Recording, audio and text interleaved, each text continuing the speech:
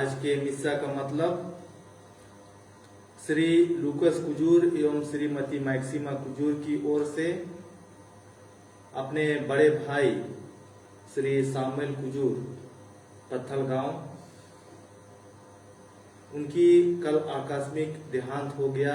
ईश्वर उस दिवंगत आत्मा को अनंत शांति प्रदान करे, उनके रिश्तेदारों को धीरज एवं धैर्य प्रदान करे। आइए इन्हीं मतलबों के लिए हम आज विशेष रूप से ईश्वर से प्रार्थना करें। पिता और पुत्र और पवित्र आत्मा के नाम पर आमीन। हमारे प्रभु यीशु ख्रिस्त की कृपा, ईश्वर का प्रेम तथा पवित्र आत्मा का साहचर्य आप सबों के साथ हो।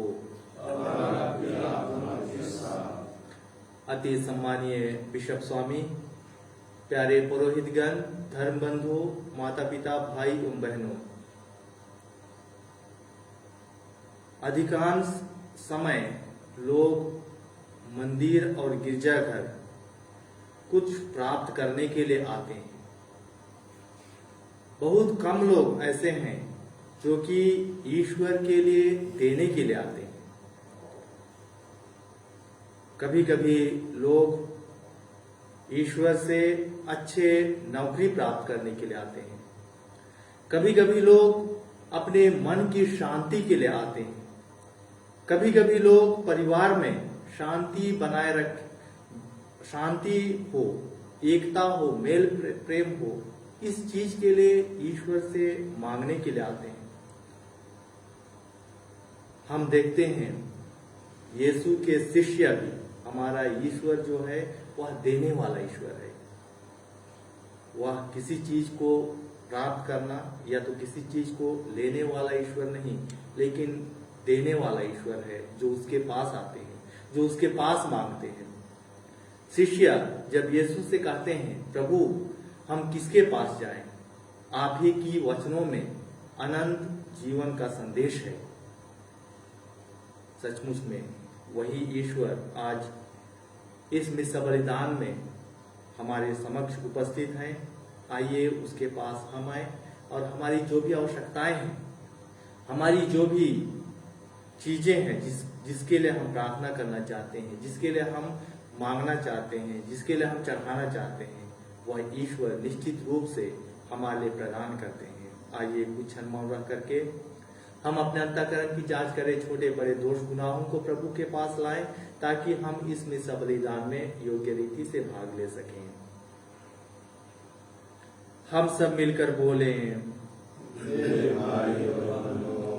मैं सर्वशक्तिमान और आप लोगों के सामने स्वीकार करता हूँ कि मैंने मन, वचन, कर्म से, प्रार्थना करने से, अपने कसूर से,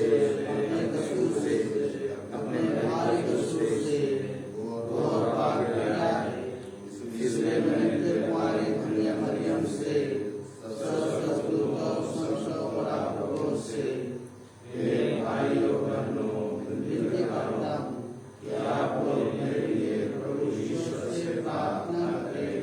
सर्वशक्तिमान ईश्वर हम लोगों पर दया करे, हमारे पाप क्षमा कर हमको अनंत जीवन प्रदान करे। आमीन। हे प्रभु दया कर, हे प्रभु दया कर, हे ख्रिस्त दया कर, हे ख्रिस्त दया कर, हे प्रभु दया कर। हे प्रभु दया कर। हम प्रार्थना करें। हे ईश्वर, तूने अपने भक्तों के लिए ऐसा वरदान तैयार किया है जिन्हें ना आंखों ने देखा ना कानों ने सुना है। हमारे हृदय में अपने प्रेम की धारा प्रवाहित कर, ताकि हम सब कुछ में और सबसे बढ़कर तुझे प्यार करें और उस प्रतिज्ञा के भागी बन जाएं जो मानवीय कल्पना से परे हैं। हम यह प्रार्थना करते हैं अपने प्रभु तेरे पुत्र यीशु ख्रीस्त के द्वारा, जो तेरे तथा पवित्र आत्मा के संग एक ईश्वर होकर युगानुयुग जीते और राज्य करते हैं। आमीन।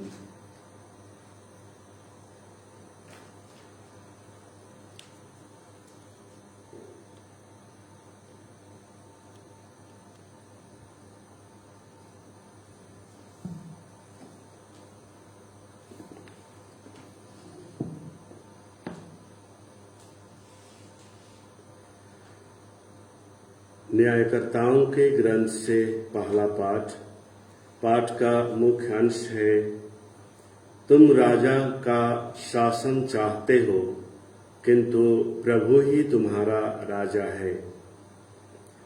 सिखेम और बेत मिल्लो के सब नागरिक सिखेम के बतूल वृक्ष के पास एकत्र हो गए और उन्होंने अबीमेलेक को राजा घोषित किया।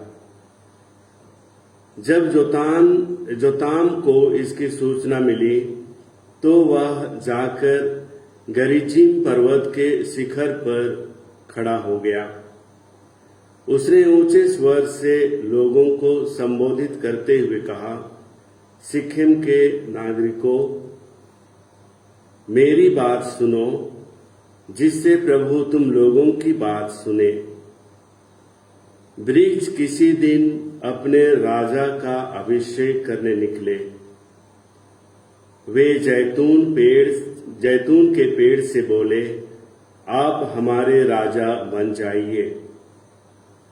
किंतु जैतून वृक्ष ने उन्हें यह उत्तर दिया, यह क्या, मैं वृक्षों पर राज करने के लिए अपना यह तेल क्यों छोड़ दूं, जिसके द्वारा देवताओं और मनुष्यों का सम्मान किया जाता है। तब वृक्ष अंजीर के पेड़ से बोले, आप हमारे राजा बन जाइए। किंतु अंजीर वृक्ष ने उन्हें यह उत्तर दिया, यह क्या, मैं वृक्षों पर राज करने के लिए अपने बढ़िया मधुर फल क्यों छोड़ दूं। इसके बाद वृक्ष अंगूर के पेड़ से बोले, आप हमारे राजा बन जाइए। और अंगूर के पेड़ ने उन्हें यह उत्तर दिया, यह क्या, मैं वृक्षों पर राज करने के लिए अपना यह रस क्यों छोड़ दूं, जो देवताओं और मनुष्यों को आनंदित करता है। तब सब वृक्ष कांटीले झाड़ से बोले, आप हमारे राजा बन जाइए।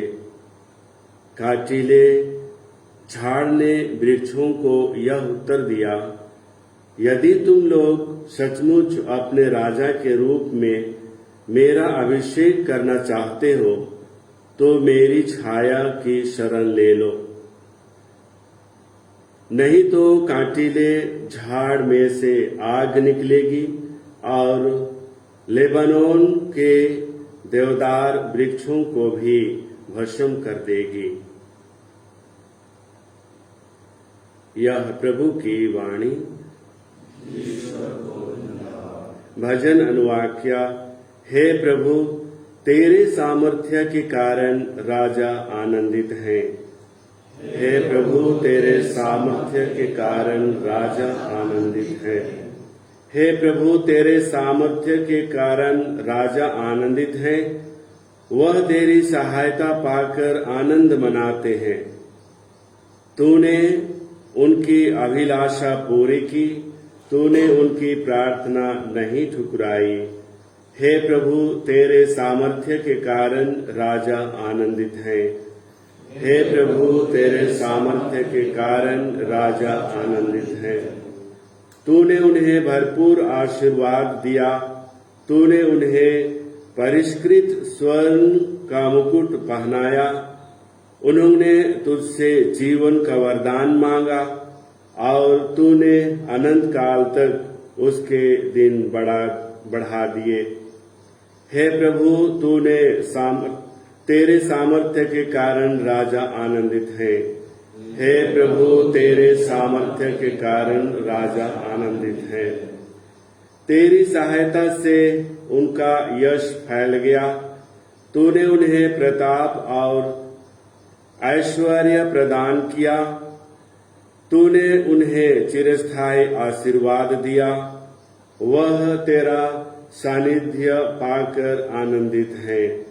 हे प्रभु, तेरे सामर्थ्य के कारण राजा आनंदित है। हे प्रभु, तेरे सामर्थ्य के कारण राजा आनंदित है। जय घोष, हालेलुया। ईश्वर का वचन जीवंत और शाश्वत है। वह हमारी आत्मा के अंतरतम तक पहुंच जाता है। हालेलुया। प्रभु आप लोगों के साथ हो। संत मती के अनुसार पवित्र सुसमाचार।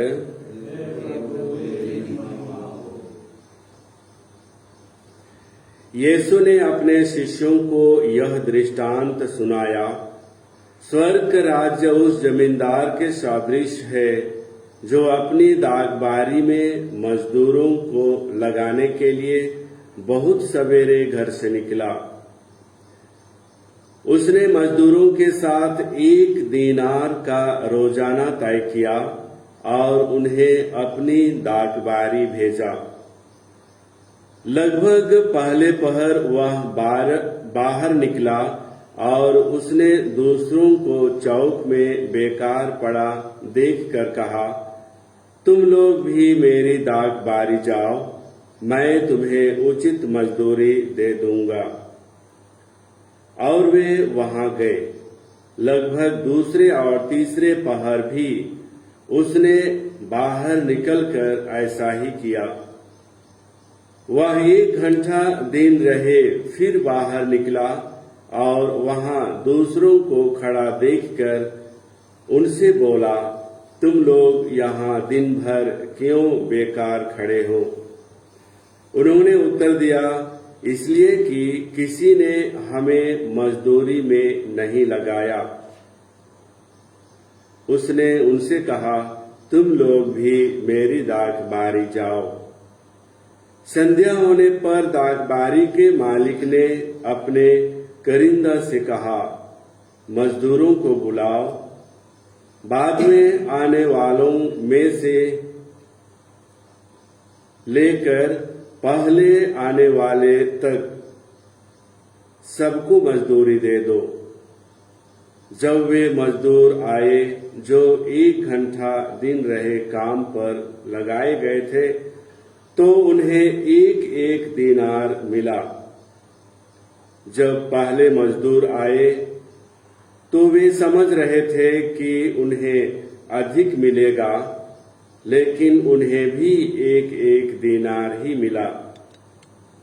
उसे पाकर वे जमींदार के विरुद्ध भुनभुनाने लगे और बोले, इन पिछले मजदूरों ने केवल घंटे भर काम किया, तब भी आपने इन्हें हमारे बराबर बना दिया, जो दिन भर कठोर परिश्रम करते और धूप सहते रहे।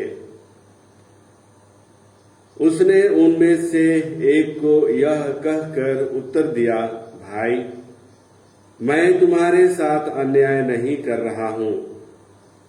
क्या तुमने मेरे साथ 1 दीनार नहीं तय किया था? अपनी मजदूरी ले लो और चले जाओ। मैं इस पिछले मजदूर को भी तुम्हारे जितना देना चाहता हूं। क्या मैं अपनी इच्छा के अनुसार अपनी संपत्ति का उपयोग नहीं कर सकता? तुम मेरी उदारता पर क्यों जलते हो? इस पर जो पिछले थे अगले हो जाएंगे और जो अगले हैं पिछले हो जाएंगे। यह प्रभु का सुसमाचार।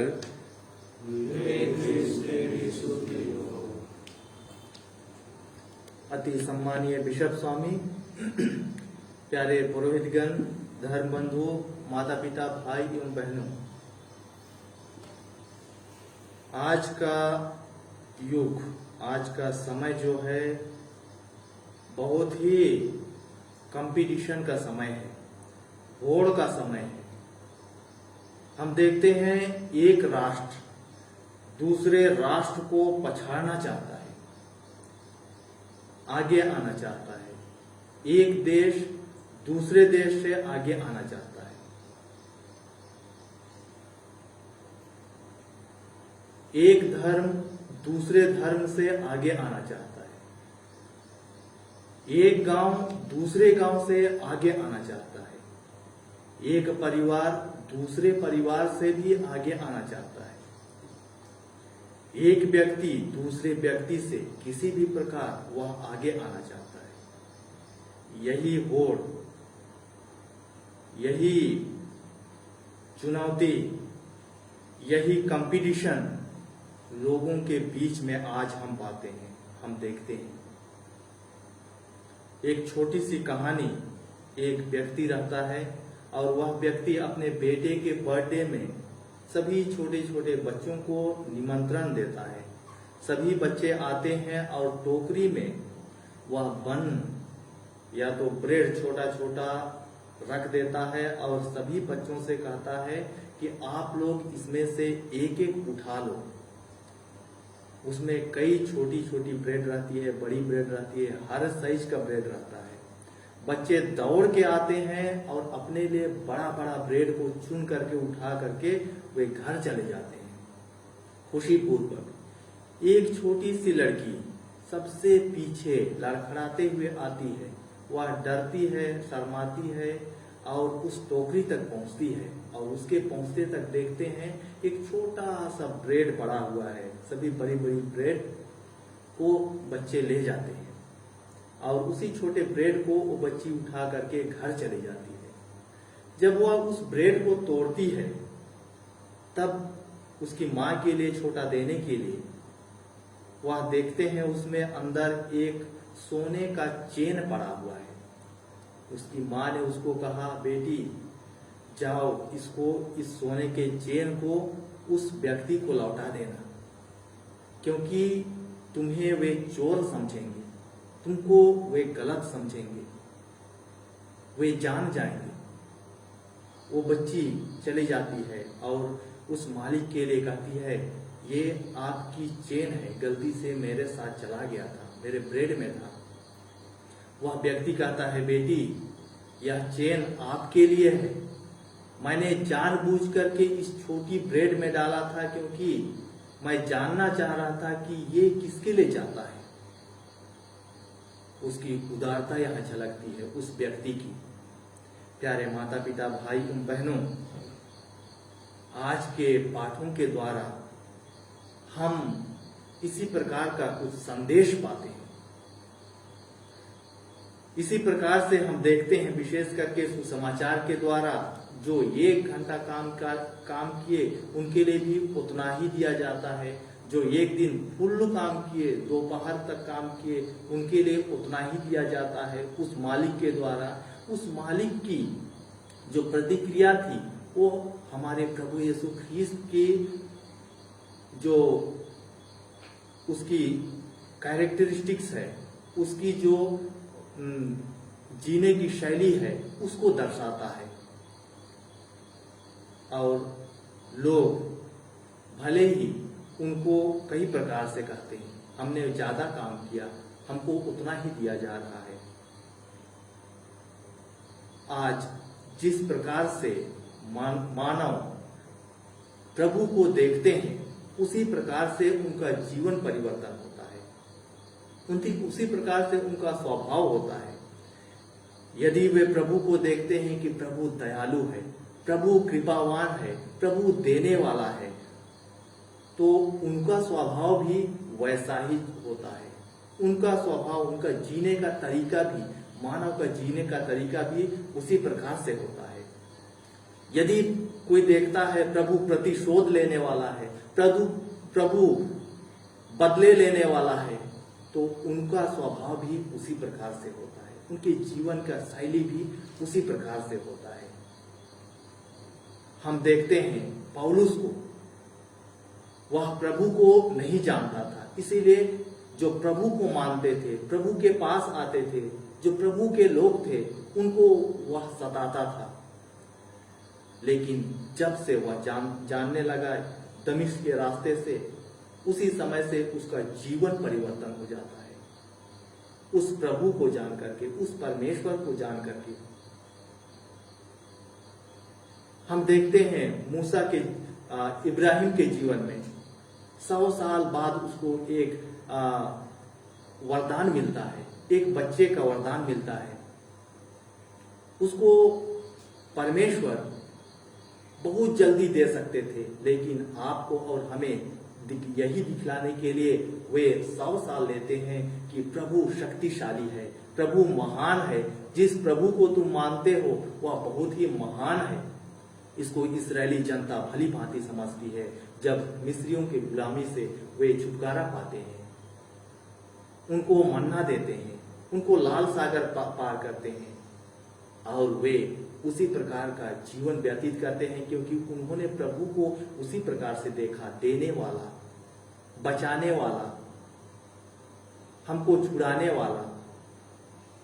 प्यारे माता पिता, भाई और बहनों, आइए आज हम हमारे जीवन में झांक करके देखें कि हमारे लिए प्रभु कौन है, हम प्रभु को कैसे देखते हैं, हम प्रभु को अपने जीवन में कैसे लेते हैं। क्या प्रभु देने वाला है, देने वाला के रूप में देखते हैं? क्या प्रभु को दयालु के रूप में देखते हैं, या प्रभु को प्रतिशोध के रूप में देखते हैं, बदला लेने वाला के रूप में देखते हैं? हम जिस प्रकार से प्रभु को देखते हैं, हमारा जीवन भी उसी प्रकार से होता है।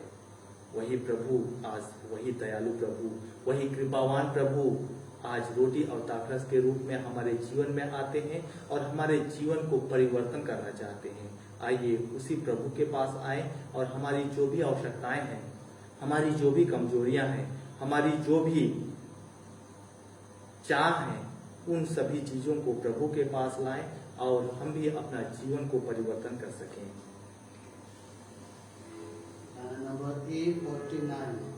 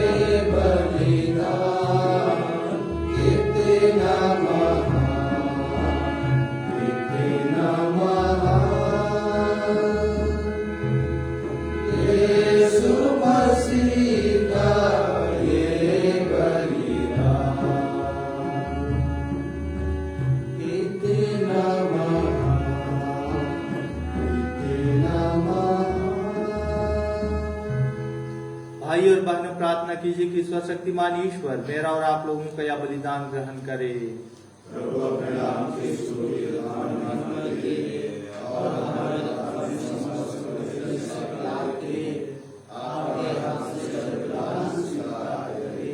हम प्रार्थना करें। हे प्रभु, हमारी भेंट ग्रहण कर इसके द्वारा तेरे तथा हमारे बीच गौरवपूर्ण आदान प्रदान होता है।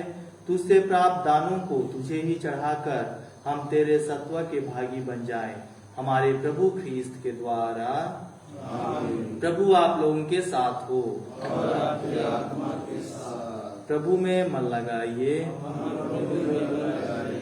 हम अपने प्रभु ईश्वर को धन्यवाद दें।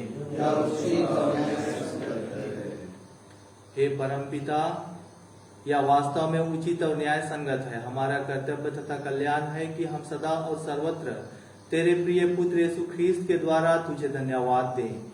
यही है तेरे आदि शब्द, जिनके द्वारा तूने सृष्टि की रचना की, जिन्हें तूने हमारे मुक्तिदाता तथा उद्धारकर्ता के रूप में भेजा। उन्होंने पवित्र आत्मा की शक्ति से देह धारण कर कुंवारी मरियम से जन्म लिया।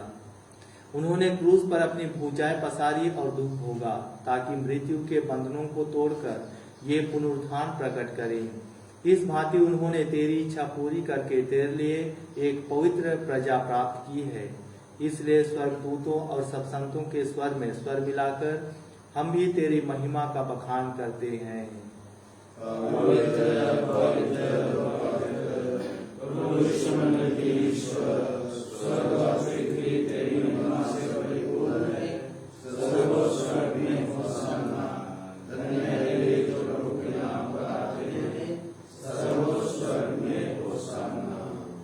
हे प्रभु, तू वास्तव में पवित्र है, सारी पवित्रता का स्रोत है। हम तुझसे प्रार्थना करते हैं, तू इन पहाड़ों को अपने आत्मा के संग से पवित्र कर दे, कि ये हमारे प्रभु यीशु ख्रीस्त के शरीर तथा रक्त बन जाए। जब वे स्वेच्छा से मृत्यु के लिए सौंपे गए, उन्होंने रोटी ली, तुझे धन्यवाद दिया और रोटी तोड़कर उसे अपने शिष्यों को देते हुए कहा, तुम सब इसे लो और इसमें से खाओ, क्योंकि यह मेरा शरीर है जो तुम्हारे लिए बलि चढ़ाया जाएगा।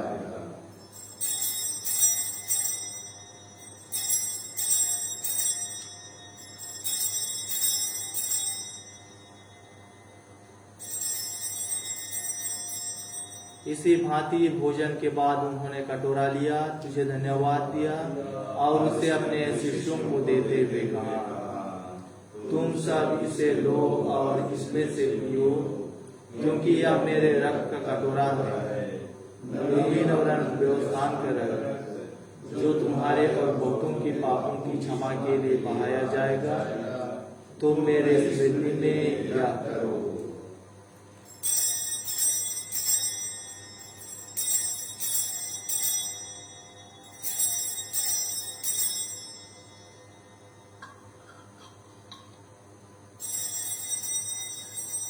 विश्वास का रहस्य।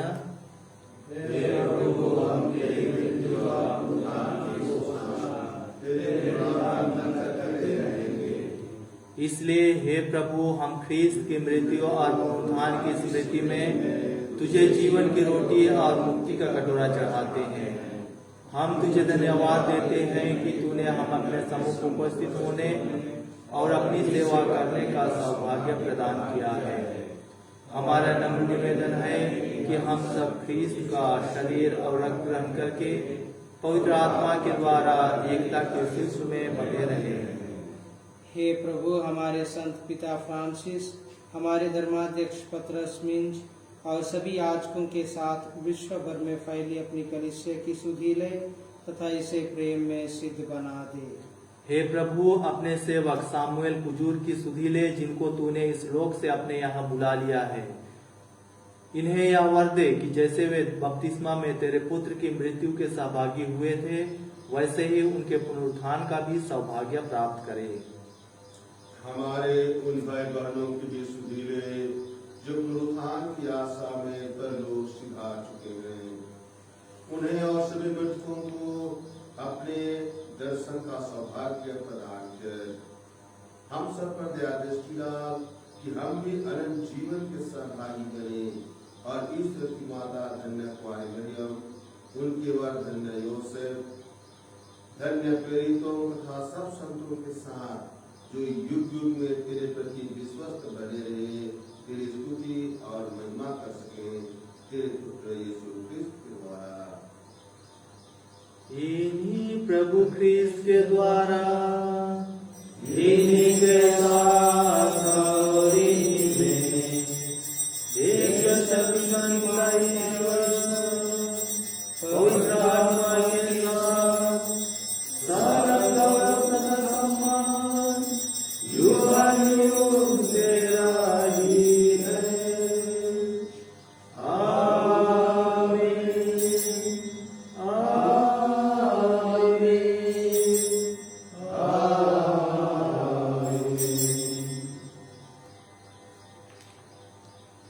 हम सब मिलकर पिता परमेश्वर से प्रार्थना करें जैसे प्रभु ख्रीस्त ने हमें सिखलाया है। हे हमारे पिता जो स्वर्ग में है, तेरा नाम पवित्र होना चाहिए, तेरा राज्य आए, तेरी इच्छा स्वर्ग में वैसे पृथ्वी पर भी हो। हमारा प्रतिदिन का आहार आज दे, और हमारे अपराध हमसे क्षमा कर, जैसे हम भी अपने अपराधियों को क्षमा करते हैं, और हमें परीक्षा में न डाल, परंतु बुराई से बचा। हे प्रभु, हम तुझसे प्रार्थना करते हैं सभी बुराइयों से हमें बचा और इस जीवन में हमें कृपा पूर्वक शांति प्रदान कर। हम तेरी दया से सदा पाप से दूर और हर विपत्ति से सुरक्षित रहें और उस दिन की प्रतीक्षा करते रहें जब हमारे मुक्तिदाता यीशु ख्रीस्त फिर आकर हमारी धन्य आशा पूरी करेंगे।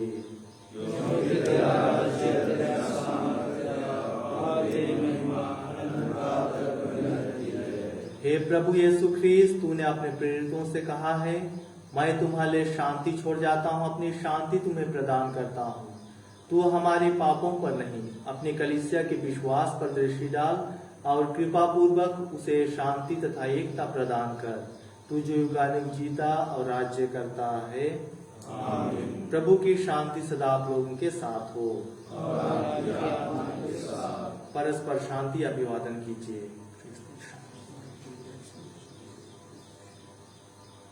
हे ईश्वर के मेमने, संसार के पाप पर लेता है, हम पर दया कर। हे ईश्वर के मेमने, तू संसार के पाप पर लेता है, हम पर दया कर। हे ईश्वर के मेमने, तू संसार के पाप पर लेता है, हमें शांति प्रदान कर। देखिए ईश्वर का मेमना, इन्हें देखिए जो संसार के पाप पर लेते हैं। धन्य है वे जो मेमने के भोज में बुलाए गए हैं। हे प्रभु, मैं इस योग्य नहीं हूँ कि मैं आए, लेकिन एक शब्द कह दे और मेरी आत्मा चंगी हो जाएगी। ख्रीस्त का शरीर तथा रक्त जीवन के लिए हम सबकी रक्षा करता है। गाना नंबर 848।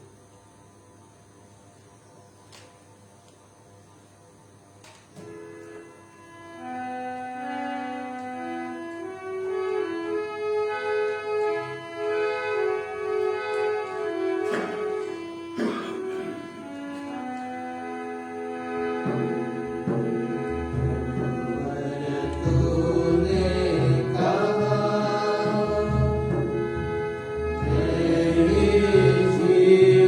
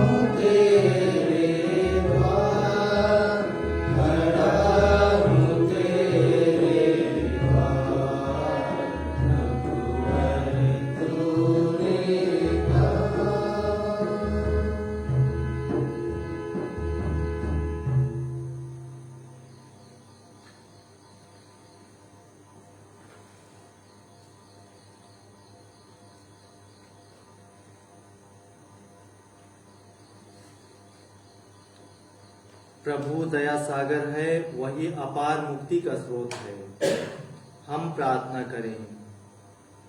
हे प्रभु, इस संस्कार के द्वारा तूने हमें ख्रिस्त का सहभागी बनाया है। इस पृथ्वी पर हम उन्हीं के सदृश बन जाएं और स्वर्ग में उनके साथ उत्तराधिकार प्राप्त करें। हमारी दीन याचना सुन ले, उन्हीं हमारे प्रभु ख्रिस्त के द्वारा। प्रभु आप लोगों के साथ हो। सर्वशक्तिमान ईश्वर पिता और पुत्र और पवित्र आत्मा आप लोगों को आशीर्वाद प्रदान करे। आप लोग विदा लें, मिस्सा संपन्न हुआ। गाना नंबर 322।